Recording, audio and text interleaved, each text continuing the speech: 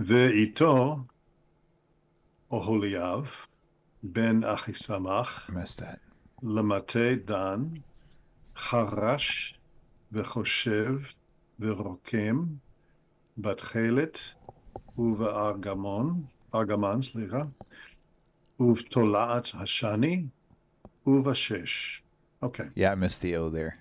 No, I that's see it okay. now. But that's yeah. But now we're going to talk about it. So because I Cool. think it's very important. Okay. Because if you just look at this by itself and you haven't um, become aware of what I'm going to share with you now, then you're going to naturally default to what you just did. Mm-hmm.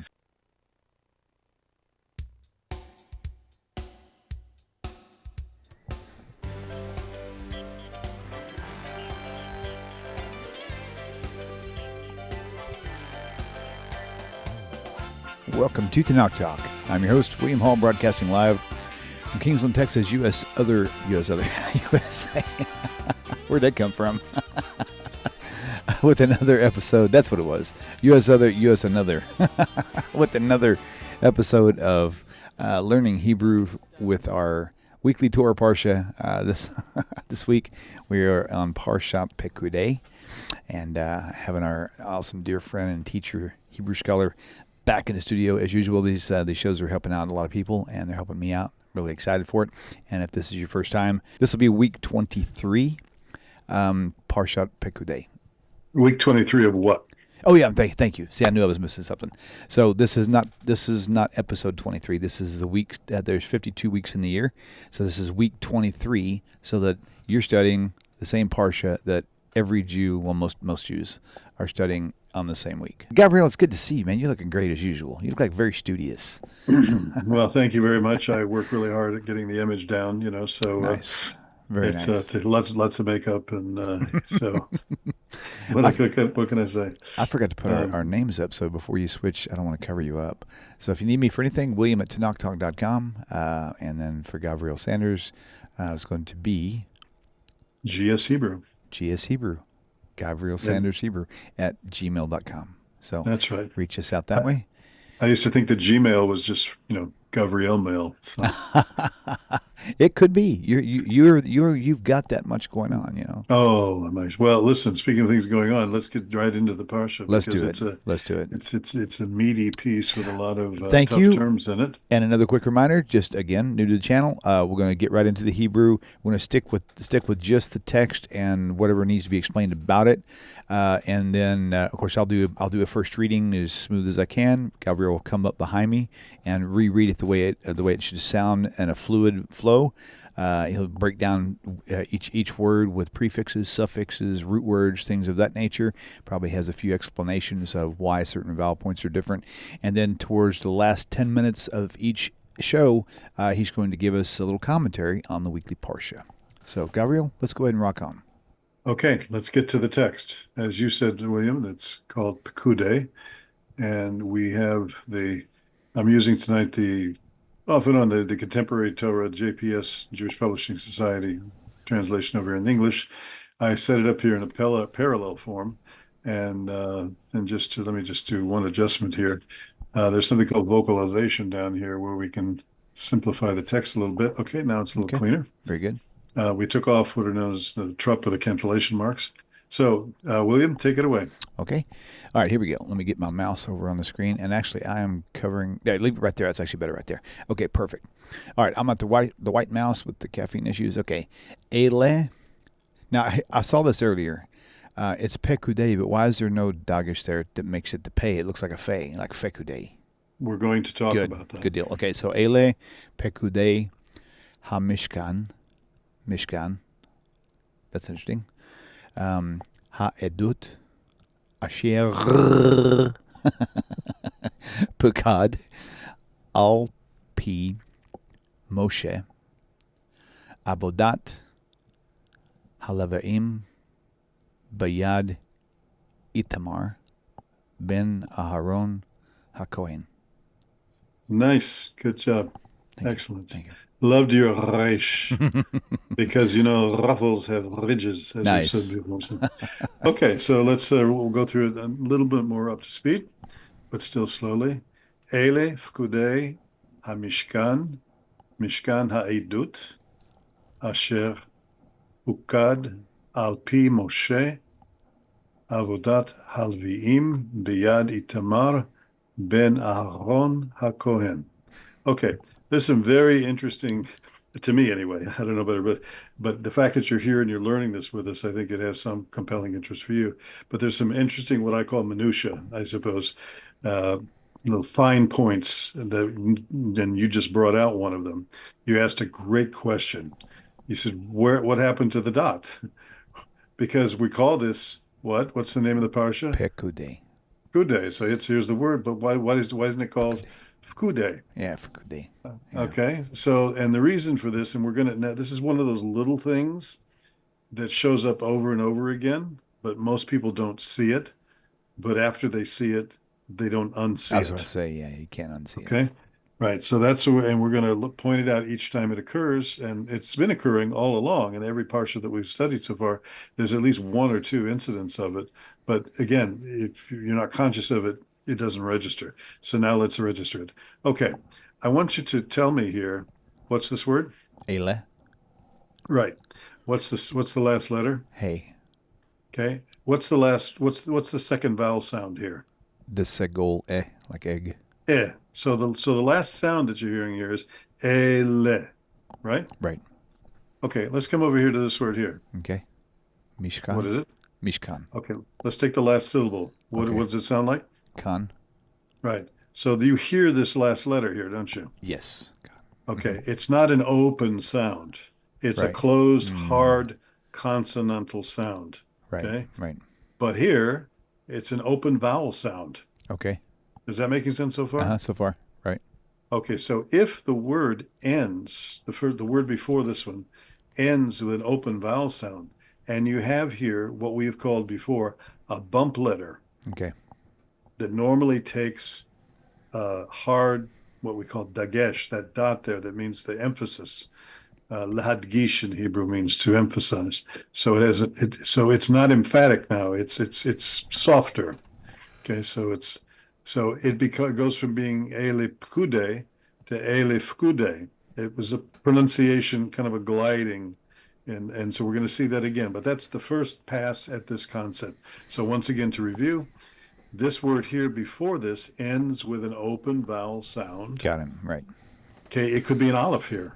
Okay, but the fact is that the last sound is an open vowel, and it comes up to or bumps into one of the bump letters, and in this case, the ones that would change would be a pay to a fay, a bait, right? To a bait. Right. That's the most common thing that you see. Okay, so That makes sense. these. So this is an interesting word, Pekudei. And if we take a look at our dictionary form, and to get to that, we have to actually click once and then twice, and it pulls up the dictionary. And this gives us the verb form. This is actually a noun, and we talked last week about the structure of this noun. Why is it Pekudei or Pekudei and not Pekudim or Pekudim? Where's the mem? And we said that this is a case where you have a noun plus noun. So this together is a concept, like military intelligence, coffee table, a learning experience. Like we have in English, we have a noun plus a noun, as opposed to nice boy, old house, where you have an adjectival kind of relation. And this is not adjectival. So this word could, you look at the number of meanings that it had. This is the verb form, but like attend, muster, number, reckon, visit, punish, appoint. These are all context driven. Wow. So when it comes to this particular word, you look at different translations. You'll say here it says these are the records. You might see it. These are the accountings. These are the reckonings. That's a translation that comes up. And basically, what it's talking about is what are we doing now? That all the components of the tabernacle have been put together, and now we're going through and doing an inventory, basically, and a financial inventory, if you will. So, Eli Pekudei HaMishkan. So these are the accountings of this tabernacle, this Mishkan. And by the way, once again, this is from the root, and the root is a Shin, Kaf, Nun Sofit in this case, final Nun. And so we've said before that the word Shechina Oh, The right. divine presence comes from this Right, right, word, right. because where was it dwelling? It was dwelling in the tabernacle, right? So also the word shchuna, neighborhood, shachen, a neighbor. Wow, that's These cool. are all Nice. derived from there. And again, if you take this root, any root really, and go to palim.com, you can see all the different related words that are derived from it. Nice. Now, I want you to notice, because you paused when you saw Mishka, Hamishkan and Mishkan, Hmm. and I want you to know, just look at this word Mishkan and Mishkan. Do you see any difference between the two besides the letter Hey here on the front? Besides the little dagesh in the middle of the mem. That's Okay. that's that's the main. That's the only difference I really see. Okay, there's one other difference. Okay. Oh yeah. Oh yeah. You know, I actually saw that through my first reading, the patak versus the kamats. Right. Yeah, So I missed it on the second go round. that's okay, no problem. So what we have here is another case of noun plus noun. So the reason for this change, again, it's a technical one, it's a minor one. It doesn't affect the pronunciation here at our level, at our particular time. In the past, when it's more of an emphasis on what are called long vowels and short vowels. We don't really deal with those very much anymore. From a technical point of view, if you read Gesenius Hebrew grammar or some of those other things that are wonderful if you have insomnia, because it puts you right out. Nice. Then no, it's not nice. It's been very Brutal. ponderous reading. Gotcha. Um, Okay. but this is a noun plus noun. So it's Ele Pekudei a Mishkan. Is there any specificity? Yeah, it says right here, the tabernacle of the pact or of the covenant. So Mishkan ha edut. Edut means witness. Okay, in this case, So can you do me a favor? it's So if Hamishkan Mishkan here translates to the tabernacle of the pact. Oh no, these are the records of the tabernacle. The tabernacle. Okay, so it's tabernacle. That confused me there for a second. right. Okay, good. So yeah, Okay. exactly. So in Hebrew, it could be a little confusing. English kind of clarifies it. Yeah. Also, the commas here kind of set it off. Which Mishkan are we talking about? Is there another Mishkan? Right, right. Because okay, but it's interesting here. It's not using the word ohel. Ohel means tent. This is so it is. It's raising a question in my own mind right now while I look at it. Was there any other Mishkan? I don't think Right. so. So why is it being so very specific? That's a question for another time. Okay. Now it proceeds on after it says that we're speaking specifically of the tabernacle in the wilderness of the covenant or of the pact, the agreement, asher, which hukad. Now obviously you can see that this is a common root. Okay, but this is what's Yeah. known as passive. It's not active, and you can see it right here in the English, which were drawn up, or which were reckoned, or which were accounted, as we applied that to this word. What's interesting to me is that this is plural, but this isn't. So the yud at the end of this one here, that's the plural, the A. Here. Right. Okay. Got it. Right, because remember, this is what we talked about I last was going week, to ask you that. Yeah. we said we're going to go over it and over it as we encountered it. That when it comes to this concept called smichut, or where you have a noun plus noun, there are four configurations. Two of them really are kind of unchanged, and two of them have a significant, obvious, visible change. The first one is if you have a feminine, and we'll have a case of that coming up right now down here. We'll just look at it. Avodat halviim. What's the regular word for work? Evid. Avodah. Oh, Avodah. Oh, yeah. It's a hey, right? So why is this avodat halviim? It's Because this is of. noun plus noun. This is a feminine noun. Avodah ends with a hey. So if a feminine noun ends with a hey, it's singular, but it's tied to another noun after it. So it's like we said, coffee table, living room, Right. noun plus noun. Then this hey converts to a tough. Okay. But it also And means of, right? And we went through this last week too. yes, But does it? ha, But right, does it ha, right. always? But does it always mean of? When there's a tav at the end of a. Ha'avodah shel halviim, Okay. the work of the Levite. And you have that right here. You can see Right. it. Compressed. So if we just did this in regular Hebrew, ha'avodah shel halviim. Nice. See that? Yep. So that works. But here, it's this reduction that goes on here in this particular construction called the construct state. as opposed to the absolute state. And don't let these words drive you nuts. You'll hear them over and over and over, and just let them sink in slowly. So here, so that's the way it works with a feminine. So Pekudim becomes Pekudei, just like avodah becomes avodat. Pekudim becomes Pekudei HaMishkan when it's noun plus noun. And if you didn't get that totally, don't worry. Right. This is As so long high as long as you frequency. keep explaining it that way each time, it will start to settle in. It'll start to settle in. Excellent. So we're back to this fact that this is passive. It means that it was done, it was reckoned, it was accounted. Al pi Moshe. So this is interesting because al pi could be according to, literally means upon or about or concerning mouth. Right. So so it means basically Moses told him to do it. Gotcha. It's Al pi Moshe. by the mouth of Moshe, basically, you could say. Nice. Okay. Okay. Avodat Halviim, the work of the Levites. Biyad Itamar. Essentially, here we have pay, or p means his mouth. Biyad, in yad here means not just hand, but it means it says using the word direction. So it could be direction, authority, Nice. whatever. Now we have an interesting use of this term in Proverbs 18:21, a very familiar phrase. Death and life, or life and death, are in the power of the tongue. It uses, when it says the power of the tongue, it uses biyad halashon, in the hand of the tongue, which is a very interesting construction. But that's what it says in the book of Proverbs. So we see that biyad isn't just literally hand, it has some metaphorical Right. or Gotcha. illustrative value as well. So it's under the authority, basically, or direction of Itamar, who was the son of Ben Aharon HaKohen. Okay, so that's the first verse, and we extract So a lot out of that. the bayad, the bet would be the prefix there, and again, Yes. literally, does that mean by, or does it mean in, at, with? Sure. The prefix. Yes. Paper or plastic? Sure.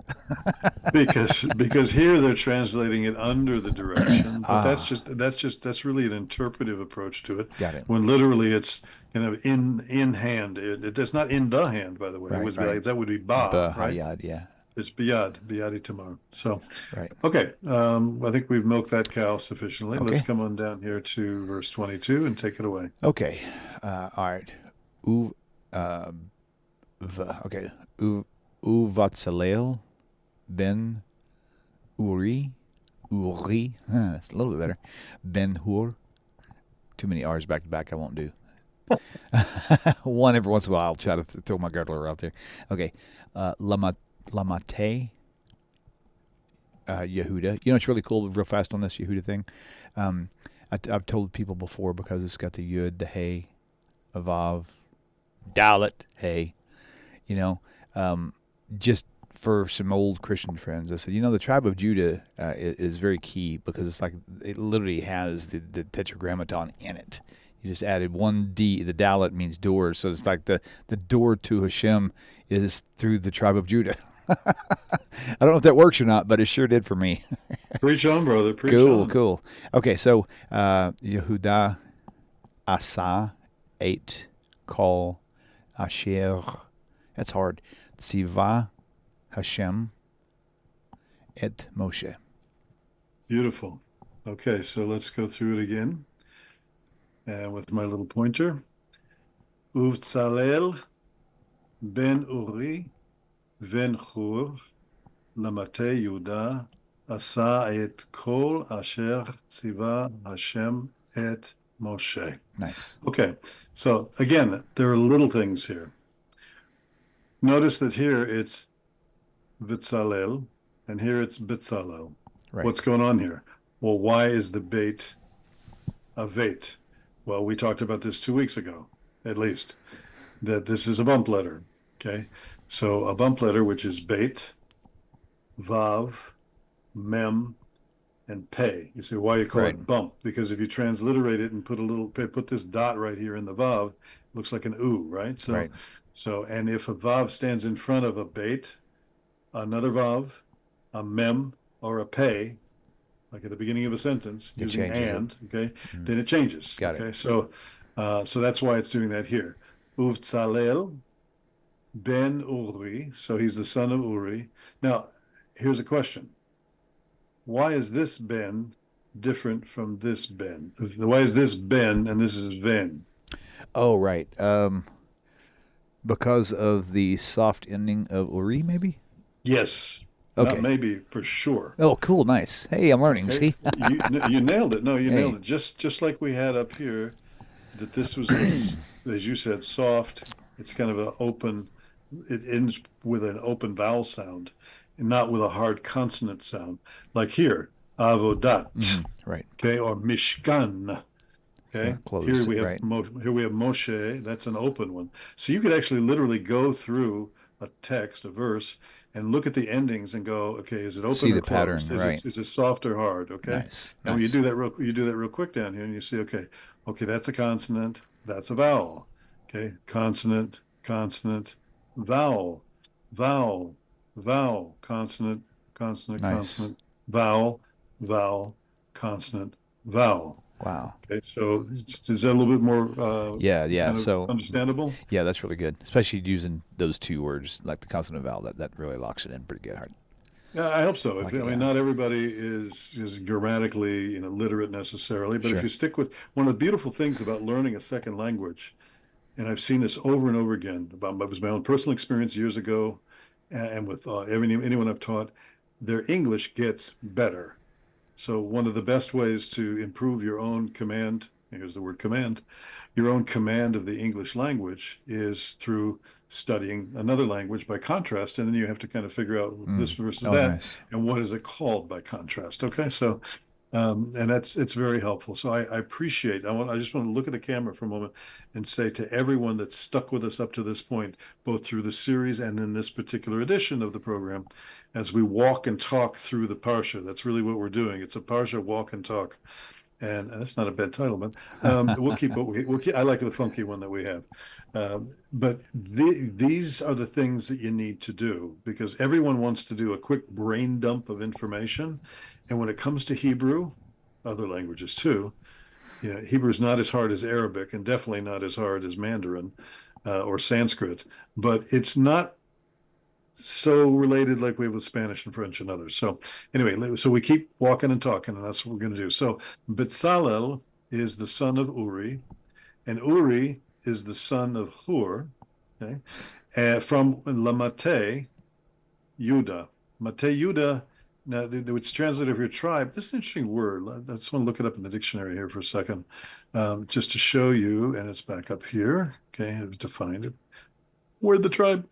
Okay, because it's an interesting word. Word mate has some different meanings to it, like staff, branch, or tribe. Hmm. So we know that it's sort of like there were branches to the candelabra, and there were branches to the children of Israel, because there's another word for tribe, shevet. All right. We talk about I've Shevet heard. Yehuda or Right. Shevet Levi and so forth, but this is a synonym in this case. So just so you know that it's not one for one. There's Hebrew has some interesting synonyms for different categories, and this is what so Mate is a synonym for Shevet. So I just wanted you to be aware of that because you might be confusing to somebody. Um, so tribe of Judah, Mate Yuda, Asa. So now this is a verb, and this answers what we said when you look for a Hebrew verb, you don't want to look it up like in English where it's present tense. You look it up for answering this question. What did he do yesterday? Now, somebody did something in the past. So asa means he made, Gotcha. right? He did or he made. Okay. And here we're referring to whom? But so level. Betzalel. Okay, to Betzalel, here's his pedigree. What did he do? Et kol asher tziva Hashem, everything that Hashem commanded Moshe. So basically Moshe outsourced or delegated to Betzalel. And now we come to the next passage and we find that there's even some extra help going on. Right. Okay, here we go. So Va'ito. Oh, that's my mouse. Va'ito Ahaliav ben Ahisamach, excuse me. Lamate Dan, Harash, Vechoshev, Verokem, Mm-hmm. Verokem, Batachelet, Uv. Sorry, my brain was going off in left field there. Uva Argaman, Mm-hmm. Uvatolaat, Hashani, Uvashesh. My dear friends, hope this message finds you well. If you like the way this channel is going and the channel has been a blessing to you, please consider supporting the channel by going to the website TaNaChTalk.com. TaNaChTalk.com. Thank you once again for your time and for supporting TaNaCh Talk. Shalom. Uvashesh. Okay. And this will bring up some interesting questions and maybe a conundrum or two. Okay. So let's go through it one more time. Ve'ito Oholiav ben Achisamach I missed that. Lamate Dan Harash Vechoshev Verokem Batchelet Argaman, slicha, Tolaat Hashani, Uvashesh. Okay. Yeah, I missed the O there. No, that's see okay. it now. But that's but now we're going to talk about it. So because Cool. I think it's very important. Okay. Because if you just look at this by itself and you haven't become aware of what I'm going to share with you now, then you're going to naturally default to what you just did. Mm-hmm. Okay, so the first thing is if we notice that this is bigger than this or this, okay? This, all right, so this kamatz, it's called, is bigger than this one. Now, it happens to be that not all vowel-pointed versions of the Hebrew Bible, or the Torah in this case, they don't all do this. I find the Sephardim do, the Sephardic publications tend to do that. And here with this one called Sepharia, they do it. So this larger kamatz is always pronounced O. But I got a little surprise for you. Okay. So is this. What is it because of the shva with it? Yes. Okay. This is called a chataf kamatz. Chataf. So Okay. chataf is the word for like captured or kidnapped, or Okay. it's often translated half. Okay, let me insert a question while you got your pointer right there. So if the shva with the kamatz there is O, then scoot over to ben achisama and right there at the aleph with the shva. Does that make a no You're sound? talking about this? Yes. No, it doesn't. It's a half vowel. So this is a half vowel that is pronounced O. Okay. This is a half vowel that's pronounced Ah. But isn't it So- already pronounced ah? Why put a shva there?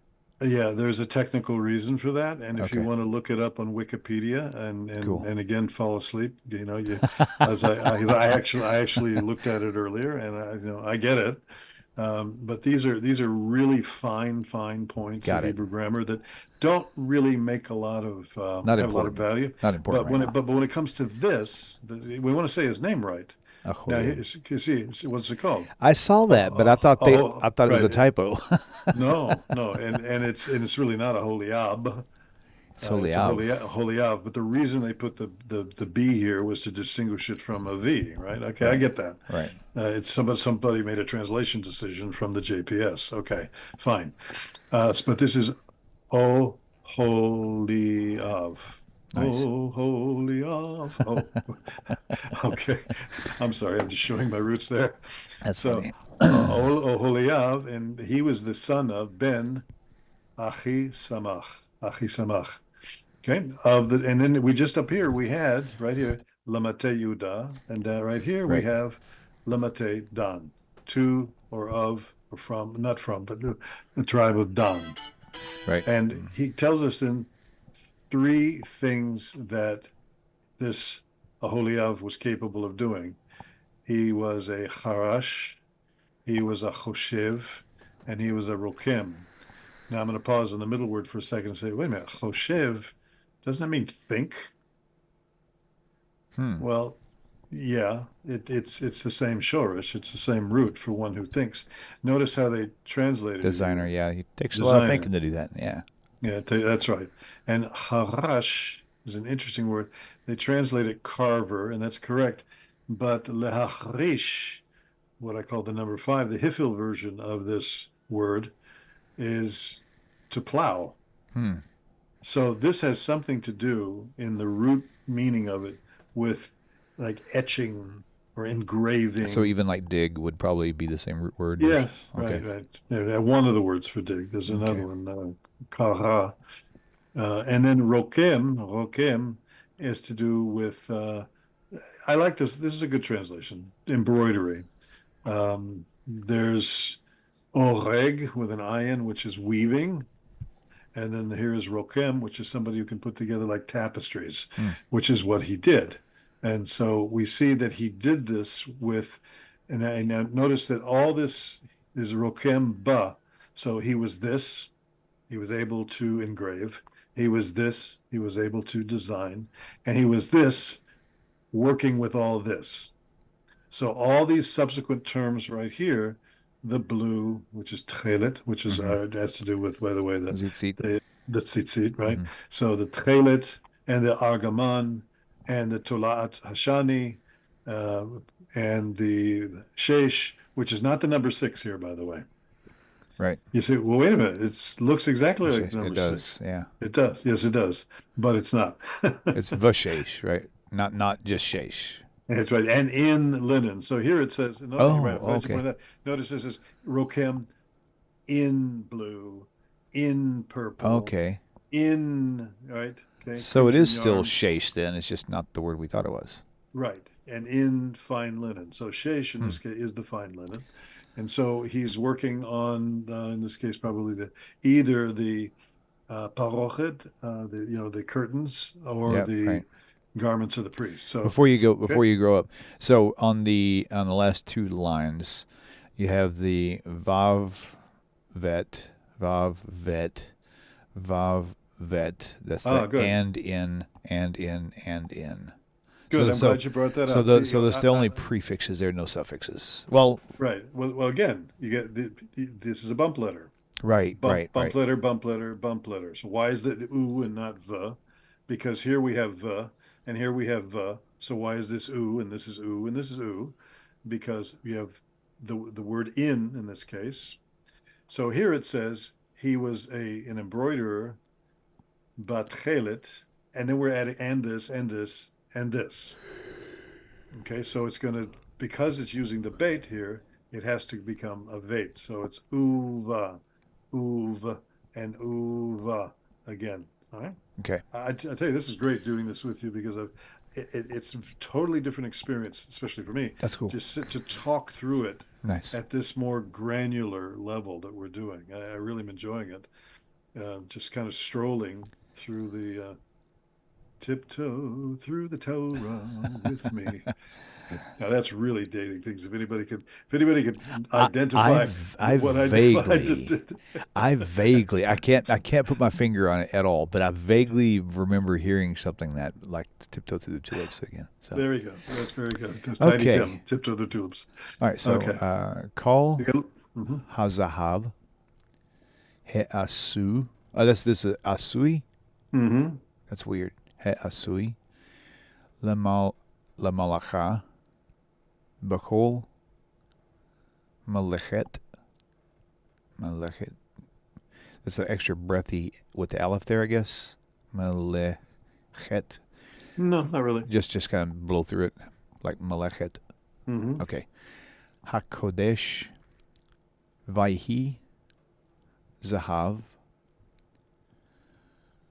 Hatnu that's not a fey. Yeah, it's a fey. Hatnu fey. Mm-hmm. Okay. Mm-hmm. Tesha V'esrim Kikol What? Kikol. Ma? Not Kikol. Ma? So the second letter is What's the last letter? the last letter. Oh, what in the world? What in the world? How did I do that? My brain must have been like trying to piece it together. Kikar. Very good. I know it a lot. I know these letters. Like I don't know why I said that. Okay. Ushba. Ushba or Ushva. Me'ot. Ushloshim. Shekel. B'shekel. HaKodesh. Okay. It's a long one. So Sorry that took so long. it's a little ponderous. So let's go through it once again. Okay. Kol hazahav ha'asui lamlacha b'chol melechet hakodesh vayhi zahav atnufa. Okay, zahav atnufa. It's really we'll come back to this. Tesha ve'esrim kikar ushva me'ot ushloshim shekel b'shekel hakodesh. Okay, let's pick it apart. Okay. So we've talked before. Okay, we just set up here. Where was that? Right here. This is a little larger one here, Right. as opposed to this. But when you see this, and now this is a little larger. Okay, notice it's a little bit bigger. Right. So that tells you it's kol. But notice also here we have the word again. Kol, Rabbi right. Kol. And here it's b'chol, not b'kol. Okay. It means the same. And the reason for it is if you have, it's like it doesn't want two dagesh letters at this in sequence. Okay, so the second one falls out. Again, it's a little technicality. Don't worry. So why? Okay, real quick. So why, if it doesn't want two dageshes there, go down to the next line and kikar has two dageshes. Yeah, that's a good question. But this is a prefix, a preposition. Okay. And this is not. Oh, okay. That probably has a big difference. Okay, got it. Okay. So this is probably naturally doubled. I'd have to go and look at the root. This is an unusual word. Isn't that like road or highway or something like that? The kikar rabin? No, that's a square. Oh, square. Oh, yeah. But Okay, that's in modern Hebrew though, not biblical Hebrew. I guess. Yeah. Well, it can be used. It's used in modern Hebrew, like Kikar Rabin, Kikar Tzion at the end of Ben Yehuda Street in Jerusalem. Okay. Where a lot of people hang out. Yeah, a kikar is a square. Kikar lechem, a loaf of bread, is called a kikar. Oh, interesting. In fact, let's stop thinking about it. Let's go take a look and see exactly. Let's do it. Okay. It just moves around. Okay. So, interesting. Around district or the environs of the Jordan Valley. Okay. That's one meaning. Okay. A loaf of bread. Around weight, which is what we're dealing with here. Okay. Okay. A talent, like a talent of gold, silver, bronze, iron. Okay. It deals with something that has some kind of a circle to it. Okay. Got it. So it could be That's good to know. geographical or whatever. So so that's why this little dictionary is sometimes helpful. Nice. Sometimes helpful. Very much. So kol hazahav he'asui. All right. So we have the word gold here, and we have the word gold here. Take away the here, and what's the difference that you see between this zahav and this zahav? The dagesh and the kamatz versus the patach. All right. And the reason that this one changes, and so it becomes, instead of zahav, it's zahav. Right. Zahav, it's like delay. Okay. Zahav hatnufa. So we have noun plus noun again. Okay. So oftentimes, there'll be some vowel change in the first noun. Okay. And the second one will just stay the way it is, unchanged. But the first one will have some, when I said before that there are 4 quadrants when it comes to this concept, this construction called the construct state, where it's masculine singular, masculine plural, feminine singular, feminine plural. And I said the major dramatic visible changes are masculine plural, feminine singular. And the others, maybe a tiny little change. And this is a case of the masculine singular, a tiny little change. Okay, so the here went to shva. The became a shva. Zahav hatnufa. Okay, so that was that thing. Then here we have, why does it say he and not ha? Right. Because it says here. There's the. Okay, right. okay. Actually, this goes on this. I'm sorry that here it used translate that was used for. It really means like made for Okay. from the word ose. Right. All right, that's the root of it. And you say, well, where's the hay? There's a reason why it's not here, and I'm not going to go into it right now. Um, so all of the gold that was used, and by the way, this converts to a because of the ayin here. That's why, just like we say the elephant as opposed to the elephant. So Okay. because of the strength of the ayin, because if you listen carefully, Yeah. ayin is really down in the throat. Right. So for whatever reason, as the pronunciation developed, it seemed it was somehow easier to say he'asui, he'asui, as opposed to ha'asui.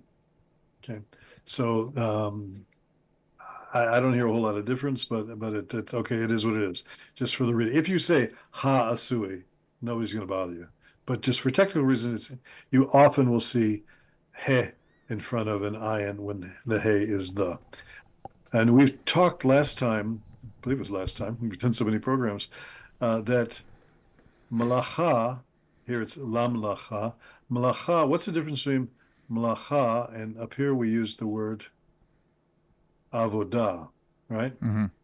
Okay, avodah talbim. Well, when we said what was that there is a distinct difference between the word avodah and malacha. Do you remember what it was? It's okay if you don't. No, could you ask the question again?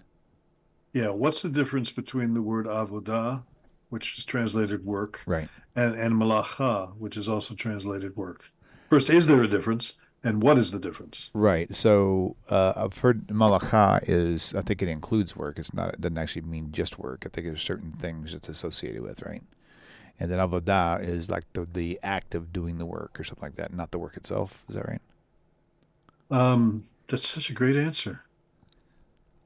Thank you. I do try. I I know. do It's have not, it's not the one I would use, but Okay. it's a nice answer. good. Now I Um, get to hear your answer.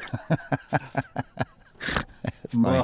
Malacha is something that we don't do on Shabbat. That's one. Yeah, the restrictions. Right. It's creative work. Right. Oh, creative word. That's the word I was looking for. Yep. That's Okay. that's really the key word to associate with this Got it. concept of malacha is the idea of creative effort. And we notice that, and by the way, from what we're talking about right now, is where the whole concept of the 39 categories of things that Jews don't do on the Sabbath that are restricted activities. It comes from this whole issue of creating, or in this case, not creating, because Hashem ceased creating on the seventh day. So that's the difference. Okay. He says Lamlacha b'chol malechet hakodesh. Now here we have another case of, and this is a curious one, because the word kodesh can sometimes it means holiness, like Oh, kedusha, and sometimes it means it's an interesting word because it looks like a noun, acts like an adjective. It does some funny things as I've looked at it in different texts, but this is again that construct state where you have a noun plus a noun. So that's why this word malacha becomes malechet hakodesh. So it's not malachat hakodesh, which is how your brain right. might try to put it Right. together. It's malechet hakodesh, and that construction shows up in other contexts as well, where it's that variant versus that variant. Okay. So most of the time it's at, okay, avodat, like that. But here you've got these segol vowels in there, malechet hakodesh, and they just have to kind of accept it that this is the way it is for here. We know that we're talking about the creative holy work in the tabernacle, and let's move on. Vayhi zahavat nufa, and so this is going to be for what's the purpose of it? Zahav hatnufa, the gold of the waving, or the tnufa. If you look at it, let's pause for a second and go over here. Okay, swinging, waving, wave offering, And what's the root word? Sanuf or sanaf? Yeah, tough, nun, pay. Okay. Okay, that's the root. And then here's different meanings, and there were the wave offerings. All the Leviim were waved. For example, they were picked up and waved. That must have been quite a feat for Moshe and for Aaron to do that. So you could picture yourself in an awkward situation where somebody is waving at you like nonstop, and you could say, "That's enough. That's enough."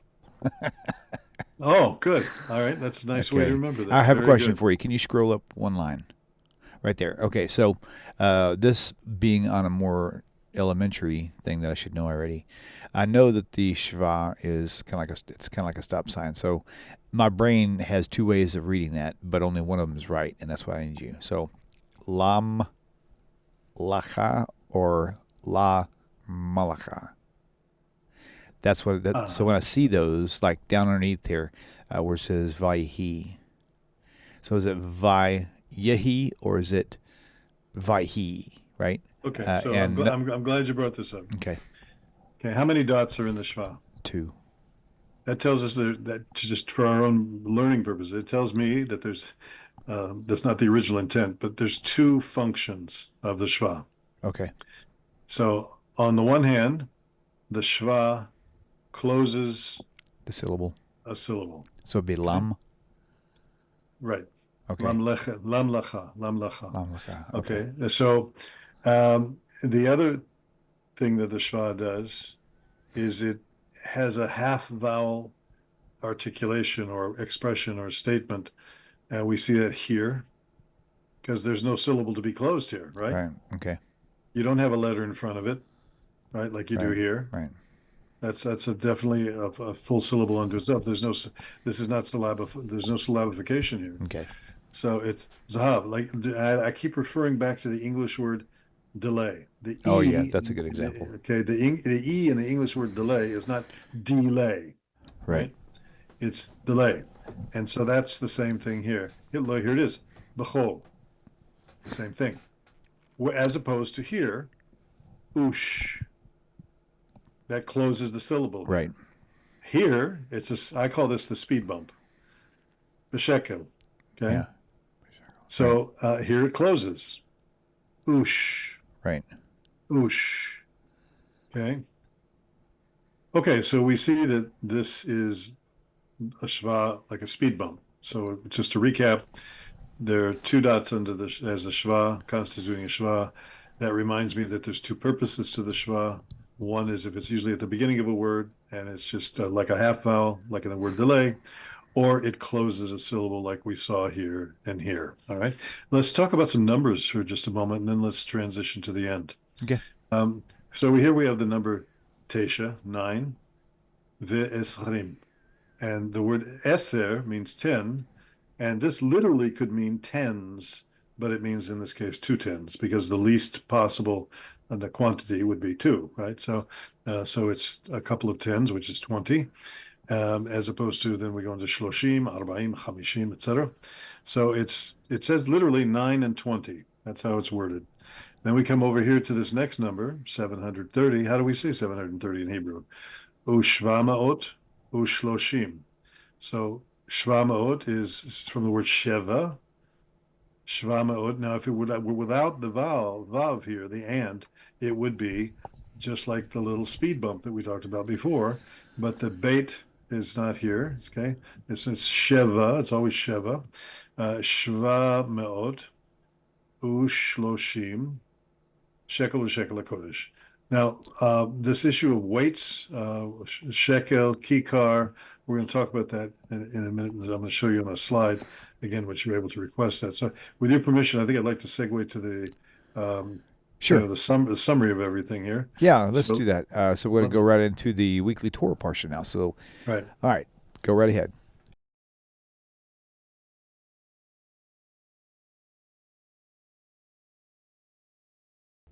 Okay, so we've been talking through 3 or 4 verses from Parshat Pekudei. The inclusive texts for this particular Parsha are these, Exodus 38:21 through 40:38, which brings us to the end of Sefer Shmot. It's the 11th and final Parsha. Usually, this is paired with the previous Parsha that we studied. Vayakel and Pekudei are read together in most, when I say most years, we run on a 3-year cycle, and one of those years is a Jewish leap year. And this happens to be, in the civil calendar, it's a leap year, and it happens to be also in the Jewish calendar. But every third year is such. And the reason for that is because when we talk about Chodesh HaAviv, which is the month of spring, which is when Pesach occurs, actually Nisan, month of Nisan, which is coming up very soon, it has to occur in the springtime. We've mentioned once before, for example, Ramadan is beginning now. God help us, please. Keep us protected. The Muslim calendar is a lunar calendar that never changes. And so every year it loses 11 days. It keeps moving back through the year by 11 days. So the Jewish year also does that, but it's limited, it's confined, so that just like right now, we are in the Hebrew month of Adar, but in a year like this, a leap year, we have two Adars. There's Adar Aleph and Adar Bet. We are in Adar Bet right now, and the holiday of Purim, that usually comes out around the middle of Adar, it doesn't come out in Adar Aleph, it comes out in Adar Bet. So Purim is coming up very shortly. In fact, at the time you're watching this, if it's before Purim, it's like right on, but almost on the porch, so to speak. So just to summarize a little bit, we said that the name Pekudei means amounts of, or reckonings, accountings, etc.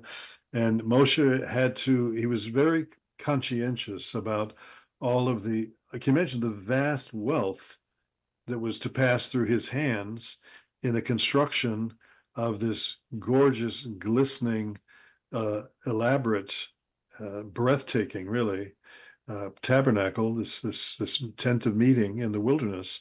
And so he made sure that he had witnesses, at least two, to the funds coming in, so that no one could say that he was a ganav, or as they say in Yiddish, a ganef, a thief.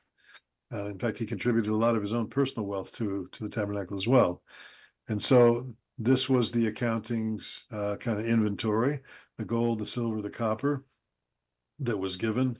The women they had their mirrors that were made from copper, and the copper was turned into what's known as the laver, the laver, the basin for the washing of the hands and the feet. There was gold that came from when they sort of emptied out Egypt and got compensated for all the work they never were paid for. And then we have Betzalel and Aholiav, and they had assistants also to create the priestly garments. There were 8 different garments. There were 4 that were for what's known as the Kohen Hediot. Hediot means like the ordinary. It doesn't mean idiot. It means Hediot is an ordinary kind of. And then there was the Kohen Hagadol, the high priest, who had additional vestments that were more elaborate, that were worn on very special occasions, particularly Yom Kippur. And those garments specifications were given in the previous Parsha we learned, called Tetzaveh. And now in this Parsha, we have all of the pieces are put together, and all the components are brought to Moshe. And Moshe erects the Mishkan, puts it all together, and anoints it with holy oil. Now he did it. Now he was very, very tall. He was a big guy. And even at his advanced age, he was very, very strong. And at this point also in this Parsha, we see that Aaron and his 4 sons are initiated into the priesthood. Now, and then the cloud appears over the Mishkan, signifying that the divine presence is dwelling within it. Now, we began this study some time back with a quote that appears very often over the Aron HaKodesh, over the Holy Ark, where the Sifrei Torah, the Torah scrolls are housed in just about every, I give to translate. I would say shul. Every Beit Knesset, synagogue. Many of them. There's common phrases. Da lifnei mi ata omed. Know before whom you stand. Another one, very common, would be Ve'asuli mishkan v'shachanti betocham. The logical phrase would be, build me a sanctuary and I will dwell within it. But the Hebrew says, build me a sanctuary and I will dwell within you. And that was a discussion where we said that We live in the world of doing. This is a world of actualizing. And the deeds that we do, and those fall into three general categories: the thoughts, which, by the way, thinking is one of those spiritual things you do, because unlike, let's say, picking up a pen, I can think about picking up the pen, but nothing, you don't see anything, but the thought is there. That's like one of those spiritual things we do, is think. And we're challenged, especially in Sifrei Musar, the books of moral conduct, ethical conduct, to make this a holy place, to make our thoughts a holy place. We're also instructed to make our homes a holy place, not having things within the home that would be, I guess a good Yiddish word, schmutz, really would be defiling. That's also brought up in the Torah, to not have these things within your dwelling. So the environment that we live in is to be a holy place.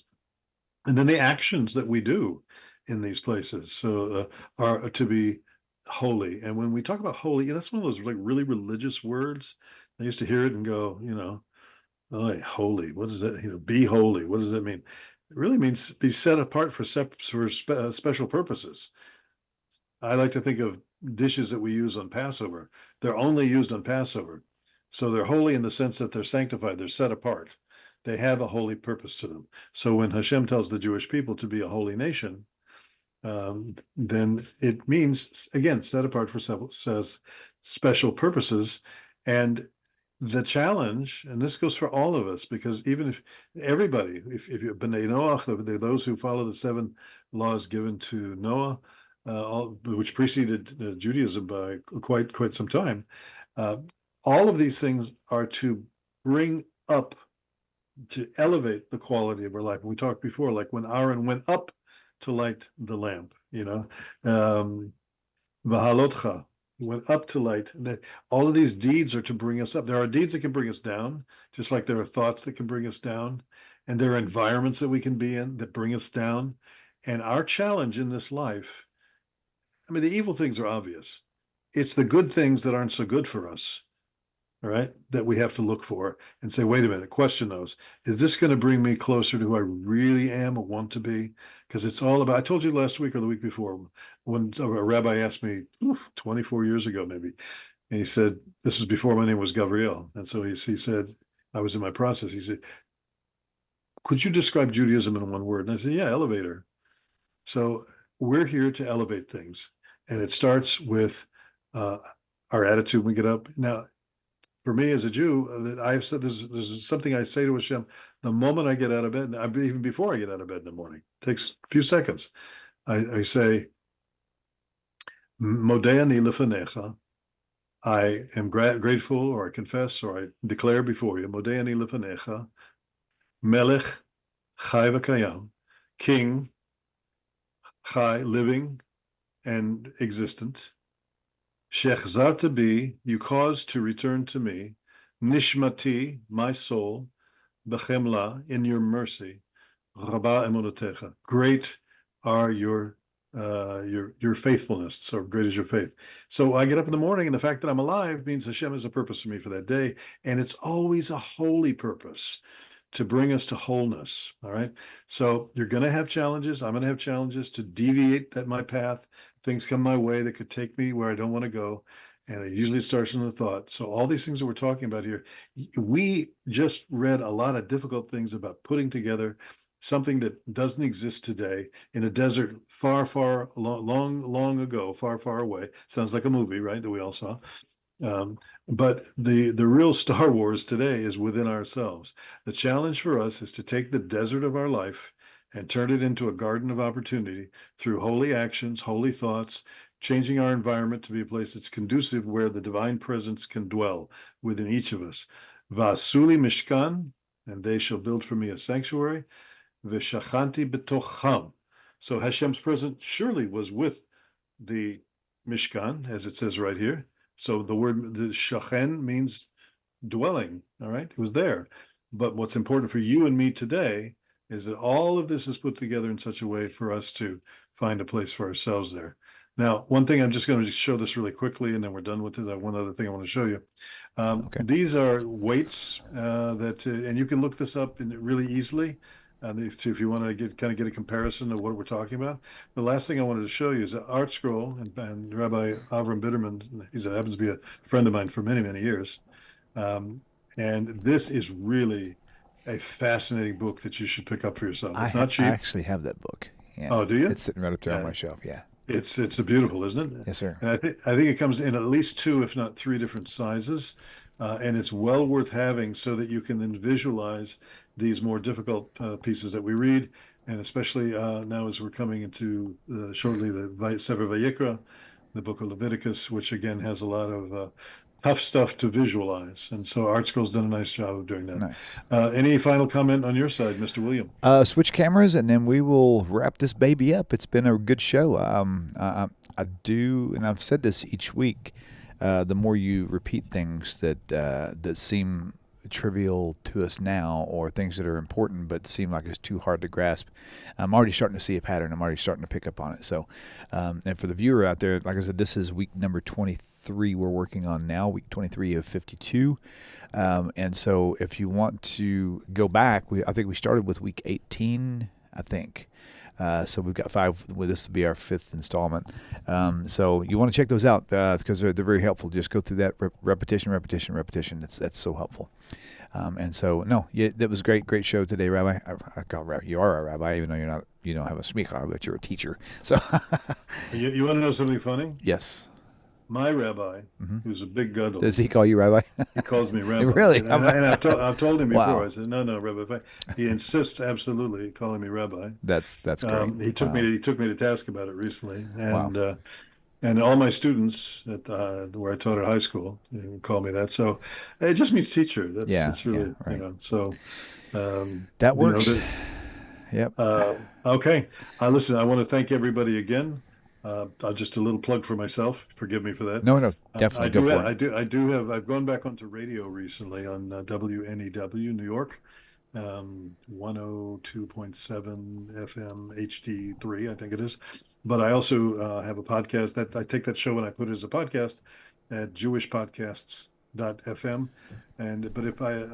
But if you want your name there and you get it automatically even before it broadcasts each week, it's we call it the fastest moving half hour in Jewish programming legally allowable. And it features lots of different. Sometimes I do some interviews, sometimes personal comment, whatever. But I've got a lot of tremendously good content from well-known speakers that will have food for thought for you that can help you elevate your life. That's why we're doing it. Okay, sounds good, brother. Okay, right, my friend. Thank you all for tuning in. See you next week, same time, same place. Shalom. Hello, my dear friends. Hope this message finds you well. If you like the way this channel is going, and the channel has been a blessing to you, please consider supporting the channel by going to the website, TaNaChTalk.com. TaNachTalk.com. Thank you once again for your time and for supporting TaNaCh Talk. Shalom.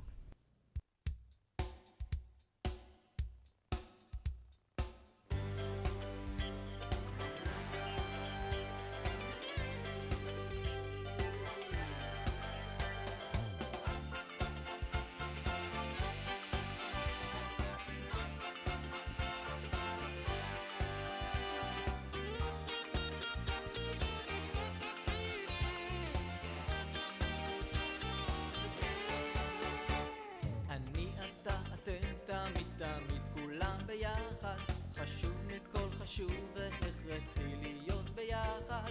איפוק זו העוצמה, ויתור זו הגדולה, השאיפה